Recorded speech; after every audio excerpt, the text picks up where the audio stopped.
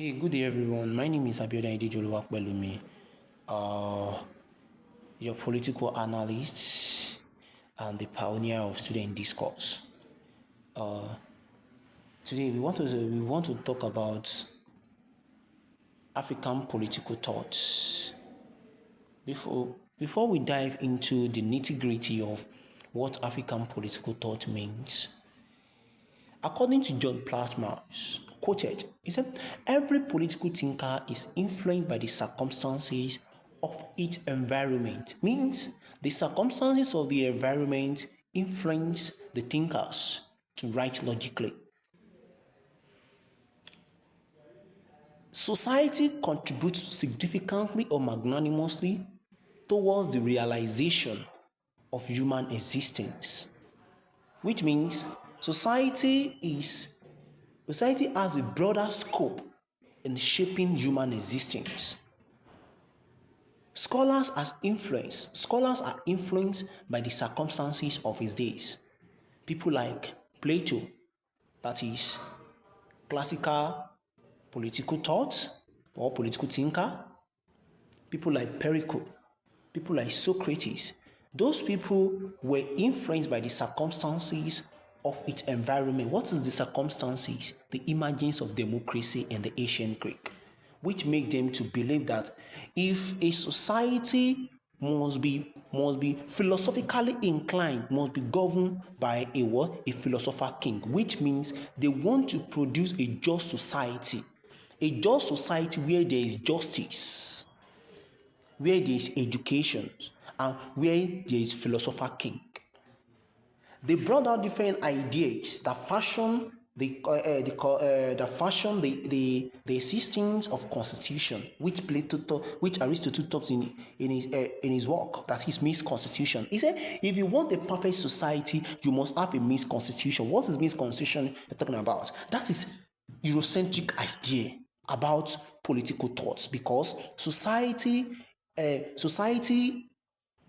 an effect in the growth and development of an individual. That is what actually prompted us today to talk about African political thoughts. What is the meaning of African political thoughts? What is political thought? What are the arguments that are instituted among the Afrocentric scholars and Eurocentric scholars? What are the things that the Eurocentric scholars have said about African did not have history? And we're going to look into what are the African thoughts to shape their environment. People like Nyeri of Tanzania of communalism. People like Nyeri of Tanzania of communalism. People like Leopold Sédar Senghor of negative philosophy. People like Obafemi Awolowo of democratic socialism. People like Hakim of existential philosophy. These are the people like W.B. Du Bois, who talks about double consciousness. These are the things that debunked the idea of Eurocentric scholars that Africans are equipped with thoughts and ideas which can never be extricated. Africans were trying to vindicate themselves that European ideas is as a result of what they've heard about Africa, which he gets in his work. He said, there's a place in Africa, a dark continent, which does not have history. They don't have anything to contribute to the world history. That is extremely detrimental sacrilege to the African culture and heritage. Before we go into that debate, we want to talk about African political thoughts.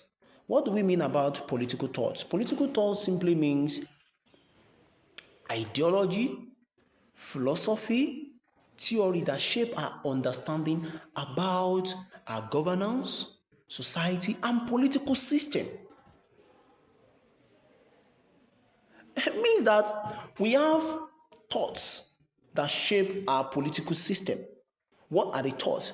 Thoughts like democracy, thoughts like socialism, thought like capitalism. These things were put in place to shape the society, to understand